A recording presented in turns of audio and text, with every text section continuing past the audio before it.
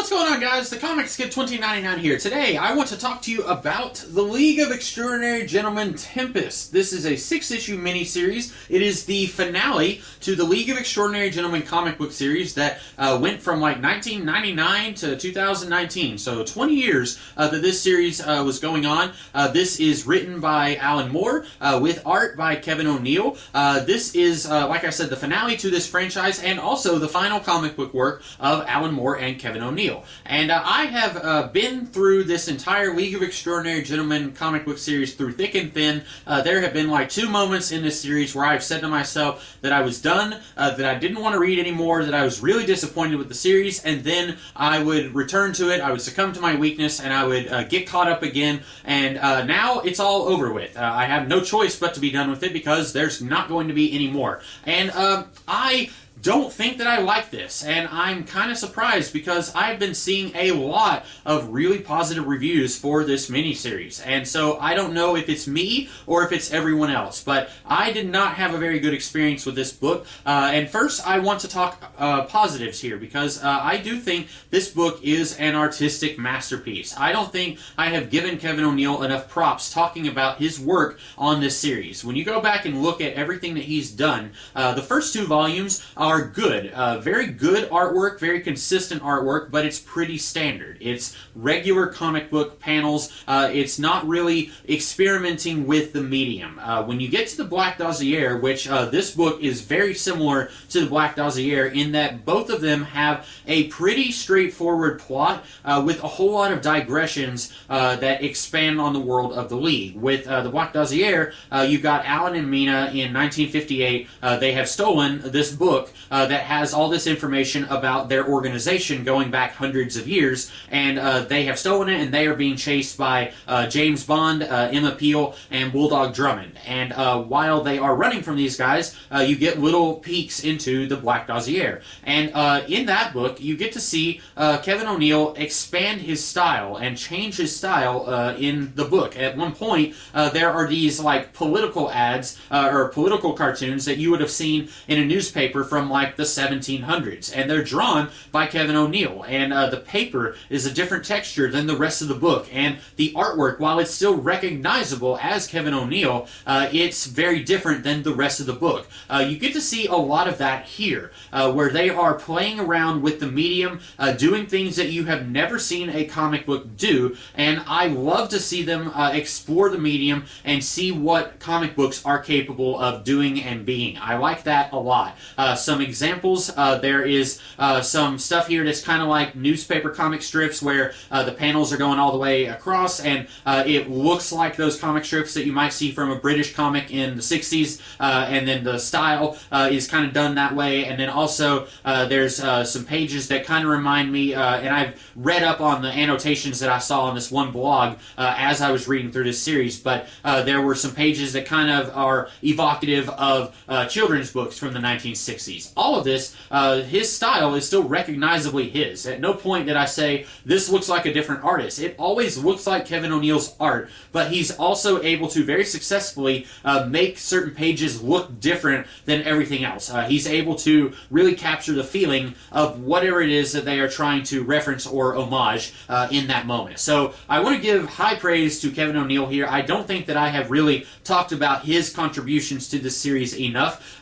This is, like I said, very similar to the Black Dossier, where you have a story going on in the year 2010, but then you've also got all these flashbacks and little side things going on in a similar way to the digressions that the Black Dossier book had. I don't think the story is quite as straightforward as the Black Dossier, which was basically just a really long chase scene. There is a little bit more here in terms of layers. It is, I think, something you're probably going to want to give it a couple of reads to really understand it. Also, with every other League of Extraordinary Gentlemen thing, there has been some kind of homework that you are probably going to want to do before you get into that volume. Either characters that you are going to want to be familiar with, or stories that are heavily referenced in those books. For example, the Black Dossier heavily references, for example, you've got James Bond and Emma Peel from the British TV series The Avengers, and then you've also got Big Brother from 1984. The events of 1984 happen in the League world in 1948. And so each book has something that you're going to want to be familiar with. In the first of the Nemo trilogy, you have Charles Foster Kane from Citizen Kane. But then you also have At the Mountains of Madness by H.P. Lovecraft. And then Tom Swift, the American inventor hero. So each thing in the League of Extraordinary Gentlemen has something that you're going to want to at least have a passing familiarity with before you get into it. This doesn't really have that. The homework that you want to do for The Tempest is the rest of the League of Extraordinary Gentlemen.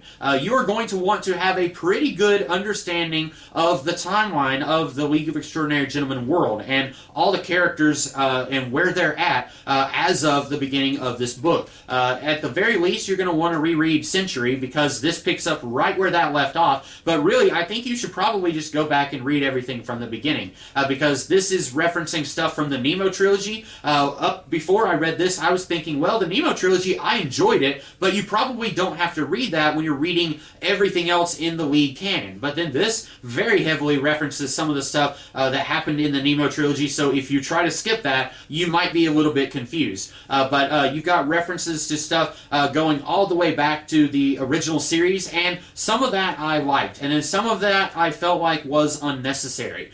This has a whole lot of flashbacks to stuff that happened, a long, long time ago, and then stuff that happened not that long ago. More flashbacks here than any of the other League books that I can remember. Occasionally, you would get a flashback. I'm remembering in the 1969 portion of Century, there was a flashback showing Oliver Haddo, how he was changing bodies and jumping into younger people so that he could stay alive. I remember that flashback. Most of the time, though, the stuff that you were seeing was stuff that was happening in the moment. But this has, like every other page sometimes, you'll get some kind of flashback or let's jump over here and see what these characters are doing, and it's very choppy. And I don't think that that's necessarily bad, but every comic book is someone's first comic book. And so someone who picks this up, they might not necessarily know about all of the other League of Extraordinary Gentlemen stuff. This has a issue 1 to it. It's League of Extraordinary Gentlemen Tempest issue 1.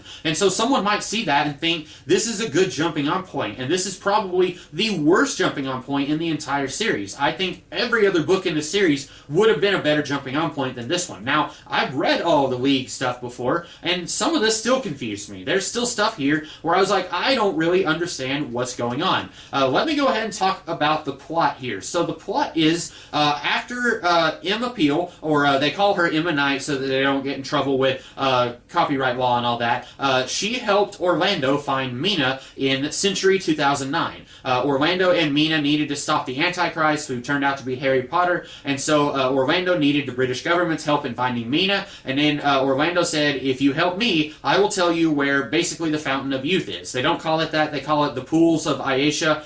It's somewhere in Africa. It's from an H. Rider Haggard novel from over 100 years ago. But anyway, she says, you're looking a little old, I can tell you where it is, you'll live forever. And so this book picks up with them giving Emma Peel a bath in this pool, and then they're all three rejuvenated in the pool. And then meanwhile, Jimmy Bond, who we found out is still alive at the end of Century, Emma wanted to keep him alive basically as torture because he has all these STDs and she just wants to keep him living, but he's in agony. He gets promoted to M over Central Intelligence of the British government, and then he figures out where this pool is, and so he goes there, and then immediately he just starts causing all kinds of chaos. Now, if you're confused, you should go back and read the Black Dossier, where it is very clear that Alan Moore and Kevin O'Neill do not think highly of James Bond, the character. And here, as soon as he gets his youth back, he sends an atomic bomb into the Blazing World. Now, the Blazing World is basically fairy world, for lack of a better term. It's where all of this weird, unusual fiction has gone to hide from the real world. And we find out in the Black Dossier, around the time of King James, he basically led a purge against all the Fae, or the fairies. And so what was left of the weird fiction went into the Blazing World to hide. And basically we find out that Gloriana, she is the queen of the fairies. She and Prospero, Prospero is from the Shakespeare's The Tempest, of which this book is named after. They have been planning revenge against humanity ever since this happened. And Prospero was also a leader of a previous League of Extraordinary Gentlemen, but basically, James Bond sends a nuclear bomb into the blazing world for some reason. And then Prospero is able to stop the bomb from actually doing any damage, and then he's able to shrink it down, put it inside a little trinket box, and then send it back to MI5. And then Jimmy Bond opens it, and then this bomb goes off again in the real world. And you got all these characters you're having to keep up with. There are superheroes in this, which I was surprised that these superheroes are portrayed pretty nice. They're not awful people. Alan Moore despises superheroes. There's one part in this book where Sherlock Holmes is talking to Mina. It's set in like 1904, I think, and he says unique individuals talking about superhumans are a detriment to society. So I was really surprised that Alan Moore didn't say that Marsman is like a cannibal and a pedophile or something like that. With how he has treated Harry Potter and James Bond, I'm very surprised that these characters pretty much get off scot-free here as far as how they're portrayed. But anyway, these characters, we first saw a glimpse of them in a text piece in Century. We were told that Mina had a superhero team in the 1960s. That's what's left of that team shows up in this book. And so one of them is able to reduce the atomic bomb so it doesn't blow up like all of London, but it still goes off. And then meanwhile, simultaneously, you've also got the Black Spires from the movie 2001: A Space Odyssey, and I'm assuming the book. I haven't watched most of 2001, and I haven't read any of the book, but suddenly those things start causing all sorts of weird stuff to happen on Earth. So like all of this weird stuff, I'm assuming from the blazing world, although maybe not, starts happening. Like werewolves start showing up in London, vampires show up in the vampire city, and you find out this is not localized to Earth. It's also happening on Mars, it's happening on Venus. There was something that happened in the text piece of Century where Mina, there were these Amazon women of the moon from the movie Amazon Women of the Moon. They wanted to steal the frozen corpse of Sulan Kavor, who was from the H.G. Wells novel First Men in the Moon, and he showed up briefly in League of Extraordinary Gentlemen Volume 1. These Amazon women wanted to steal his corpse, but his corpse was being used as an idol by these other aliens on the moon. And so Mina said, have no fear, there's another frozen corpse that I can get you, and it's the frozen corpse of Dr. Moriarty. Like I said, all this goes all the way back to the first volume of the series, so if you're confused here, you're probably going to want to go and at least refresh your memory a little bit. But anyway, so the descendants of Moriarty's corpse and these Amazon women from the 60s, they are now going to all these planets and just devastating everything. They destroy a lot of the Martian population, they destroy a lot of the local Venus population, and then meanwhile, I'm jumping all over the place, but this is as best as I can, me trying to put everything in a linear way for you. You've got a character who was part of Mina's superhero team in the 1960s. Her name was Satin Astro. She was actually from the future. She was from the 30th century. She comes back in time and joins the Seven Stars because the world is just awful, the future is awful, and she wants to prevent all of that from happening. But then she comes back in time, she loses her memories, and we were told that there is this warlord of Mars that is just a tyrant, and that's specifically where she's from, and so she comes back in time to try and prevent his rule. The whole time I was thinking, okay, the warlord of Mars is probably going to be someone really important and really major in this series, and then lo and behold, Jimmy, he takes a bath in the pool of immortality. Jimmy Bond, they call him Jimmy, again, copyright law, so I'm thinking, okay, he's probably going to end up living for 1,000 years, and he's going to go to Mars and become the warlord of Mars. Nope, that doesn't happen. Lamar of Mars, turns out he is a descendant of Moriarty's corpse and the Amazon Women of the Moon, so I was a little disappointed with that. Also, you get these stupid things in this book. You have these in the Black Dossier, and then you get them again here. And these things give me a headache. I hate 3D. I hate wearing 3D glasses. If at all possible, I try to avoid it. With the Black Dossier, it was a little bit better because it's only like the last 10 or 15 pages of the book that you have to wear these things. And then that's it. It's not jumping back and forth between here's a 3D page and here's a normal page. There's one page in this book that is infuriating because it's one panel that's 3D and then one panel that's not. And then one panel that's 3D, one that's not. And I keep having to take my glasses on and off. And then if I'm reading the book like this, and then I look up and it gives me a headache. I hate these things, and I am so glad that I'm never going to have to wear them again. So you've got a lot of that going on here, and it just feels gratuitous. There are times where I feel like Alan Moore and Kevin O'Neill do something, and I'm like, oh, that's really clever and interesting. I'm glad they did that. And then at times, I feel like they are trying to make themselves look clever, and I'm just saying, no, you guys are just pompous, and I hate it. You guys are just being really arrogant. Just stop it. Anyway, you've got multiple instances in this book where just narratively, it's not very well written, and I know I'm here saying to Alan Moore, who's often considered to be one of the greatest writers in comics of all time, here's saying that he's not a very good writer, but there are two instances I'm thinking of. There's this character called the Pink Child. I don't even remember what this character is from. This little thing lives on Lincoln Island with the current Captain Nemo, and they spend pages and pages talking about how we don't want to upset the Pink Child. Something really awful will happen if we upset the Pink Child. And then nothing. We don't get anything about that. I was thinking, okay, something's going to happen. Maybe Hugo Hercules from the Nemo trilogy, maybe he's going to die. The Pink Child is going to see it, and then he or she will Hulk out and destroy like an entire army or something like that. Nope, we don't get anything like that. They spend so much time introducing Chekhov's gun, and then they never fire it. That is screenwriting 101. It was just badly handled here. I don't know why they're doing that. Is this a situation where they are setting something up, or if they're referencing something from the thing that the Pink Child is from, and then that's there for the people who know what that is, but then if you don't, then you can go hang? I don't know. They spend like an entire issue and a half setting up that Jack Nemo, that's Captain Nemo from 20,000 Leagues Under the Sea, that's his great-grandson, they spend a lot of time saying that the Nemo family's really dangerous, and this guy could be deadly, and then as soon as they show up, he's like, oh, hey guys, you're my buddies, and then they're all friends throughout the rest of the book. And I would have liked to have seen him do something where it's like, ooh, that just reminded me of Captain Nemo from 1,000 years ago, or whatever, 100, you know what I mean. Anyway, I would have liked to have seen something like that, but no, we don't get anything like that.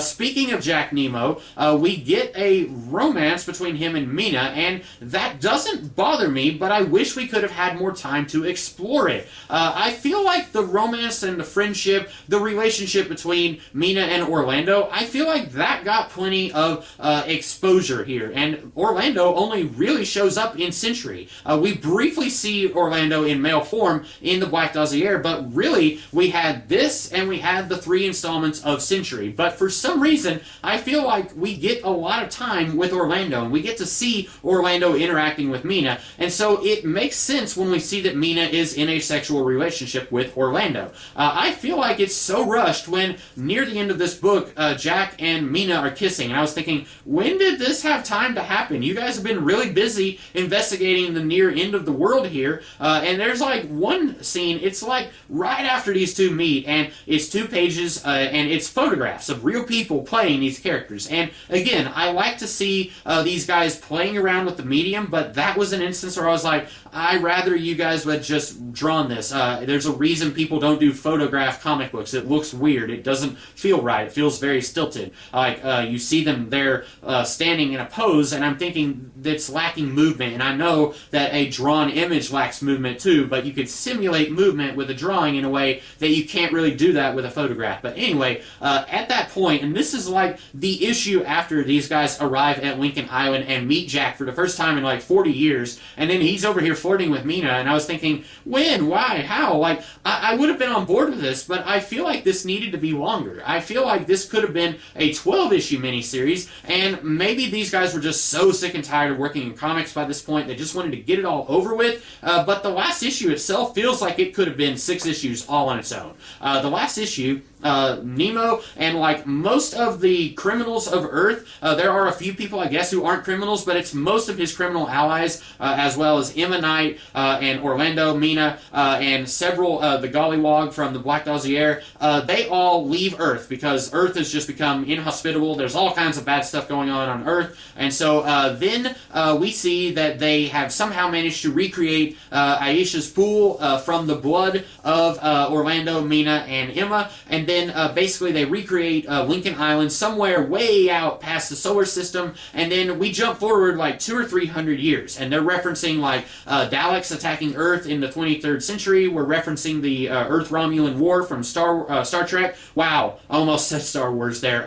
Then you've got other references to stuff that I wasn't familiar with, and I feel like that could have been like its own thing. I would have loved to have seen the League of Extraordinary Gentlemen 200 or 300 years in the future, and they're doing stuff out in space. There's a reference to Halo Jones, which was a thing that Alan Moore worked on when he was working on the 2000 AD comic book back in the 70s. There's all kinds of really cool stuff here that I wish we could have seen them explore. And a lot of this stuff is stuff that I kind of like. I just wish that it was given a little bit more room to breathe. But also, there's some stuff here that I feel like doesn't make any sense at all. Let me make sure that I'm not running out of camera here. Okay, we're good, yeah. But anyway, so Jimmy Bond, for some reason, he bombs the Blazing World. And in the Black Dossier, we are told that he's a bad guy, but he's basically just following orders. He's bad, but he's not like this psychopath who's just gonna kill people for no reason at all. He's working within the confines of his orders. I don't know why Jimmy Bond decides to bomb the Blazing World. I don't get it. And then at the end, he follows everyone onto Captain Nemo's spaceship, and he tries to kill Emma Peel. I don't know why he tries to kill Emma Peel. He's doing this stuff because he's the bad guy. Wahaha, I'm evil. That's his characterization here. He doesn't have any further depth than that. I think he had more depth in the Black Dossier when he was an attempted rapist. I think he was more fleshed out there than he is here. And I feel like, well, we need a bomb to get sent to the Blazing World so that it can get sent back to Earth so that we can kickstart the apocalypse. But character motivations are important, and I don't know why Jimmy Bond is doing this other than he's evil and Alan Moore doesn't like Jimmy Bond. And then you got the Blazing World people. For some reason, they waited 400 years to get revenge on Earth for being chased off Earth back during the reign of King James. These guys were completely capable of leaving the Blazing World anytime they wanted to. They could have kickstarted this apocalypse back in the 1600s if they wanted to. And I don't know why these guys are taking it out on people who had absolutely nothing to do with them being chased to the Blazing World back during the reign of King James. And then you've got, at the end of Century, Oliver Haddo's head had tried to create the apocalypse through Harry Potter. It didn't work, and then he tells Mina, you guys are going to create an apocalypse of your own, and it will have nothing to do with what I did. And that's sort of true, except Mina had very little to do with that. Because basically, Emma Peel kept Jimmy Bond alive, and then instead of faking her death somehow so that no one would think to look for her, she just vanishes without telling anyone where she goes. And then they find her, and they're able to track her down to Africa, and they find the pool of immortality, and then Jimmy Bond takes a bath in it. And then he's the one who sends the bomb, and then that's what kickstarts the apocalypse. And so, in a way, it's Orlando's fault. It's more Orlando who's responsible for this apocalypse than Mina. All Mina did was supply the Amazonian women of the moon with the frozen corpse of Professor Moriarty. And then that does have something to do with the intergalactic apocalypse. That leads to a lot of death on Mars and Venus, but it has nothing to do with what's going on Earth. And I can't tell if the Amazonian women, do they lack any free will? Are they acting on behalf of Gloriana and Prospero? Or is this an independent thing? Did they just choose now to attack Mars and Venus because now's a good time to attack? I don't know. And if they lack free will, that kind of throws a whole lot of suspicion on this entire series. If Mina doesn't have free will, if Prospero and Gloriana were controlling her actions, forcing her to be an agent of the Crown so that they could use her in various missions, then why do I care about what happens to these characters? Because they've just been puppets of Prospero and Gloriana this entire time. A lot of this stuff I feel like could have been interesting. I remember way back, it was before the Century storyline even finished, I remember reading an interview where Alan Moore said he wanted to take the League of Extraordinary Gentlemen into space and into the 30th century, and I was so excited for that. I wanted to see that. And then we barely get any of that, and I feel like he has a plan of how to get there, but the plan doesn't really make any sense when it's all laid out. I don't know why Jimmy Bond bombs the Blazing World. I don't know why the Blazing World is attacking Earth 400 years after they were chased off of Earth. I don't know, do any of these characters have free will? There's a question of that, because Mina is saying like, oh, know, Gloriana in this play from the 1600s, Gloriana is talking about how there's going to be a woman leading a team like 400 years later, and that's me. Did I have a choice in doing any of this stuff? I don't know, and to be honest, I'm having trouble figuring any of this stuff out. Admittedly, I'm just a big dummy, and I don't know anything that Alan Moore does, because he is so mighty, and we should all just kiss the ground he walks on. Except that I don't think this is very good. Now, like I said, everyone else on the planet liked this a lot more than I did. It had almost universally positive reviews. I saw a few people on YouTube talking it up. I saw people on Amazon talking it up. Everyone seemed to like it more than I did. I just didn't feel like a lot of this really measured up. I think just about every other volume of the League of Extraordinary Gentlemen is better than this one. I could have really loved, like, it's the year 2300 and the League is out there. Mina is now traveling on a spaceship, you know, doing weird stuff. I would have been all on board with that. But we've got to talk about how much fiction sucks and how much Alan Moore just have a stick up his butt and how he doesn't like anything. So yeah, I did not like this. Now, again, like I said, I don't think that people are wrong for liking it. I just don't understand what it is that people see in this book. I think that just about any other book in the series, you would probably get more enjoyment out of it if you're anything like me. So that's all that I have to say about The Tempest. I hope that you guys liked this review, and if you did, be sure to check me out in the future where I will talk about some more stuff. In the meantime, have a great rest of the day. Catch you later.